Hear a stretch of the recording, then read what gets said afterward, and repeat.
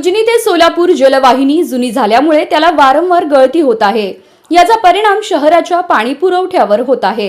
लांबोटी परिसरात पाईपलाईन फुटल्यानंतर महापालिकेच्या अधिकाऱ्यांनी गुरुवारी दुरुस्तीचे काम पूर्ण केले। मात्र शुक्रवारी पुन्हा काही अंतरावर जलवाहिनी फुटल्याचे निदर्शनास आलं। त्यामुळे शनिवारी सोलापूरकरांचा पाणी पुरवठा विस्कळीत राहणार आहे।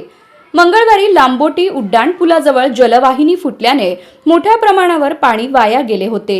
ही दुरुस्ती करण्यासाठी पाणी पुरवठा विभागातील कर्मचाऱ्यांनी 4 फूट व्यासाच्या पाईपमध्ये शिरून वेल्डिंगचे काम केले। 3 ठिकाणी ठिगळ लावून गुरुवारी सायंकाळी उजनीतून पाणी उपसा सुरू करण्यात आला।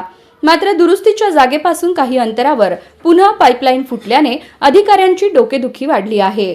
पाईपलाईन फुटल्यामुळे सम्राट चौक, न्यू बुधवार पेठ, बाळे, केगाव या भागांचा पाणी पुरवठा पूर्णतः बंद झाला आहे।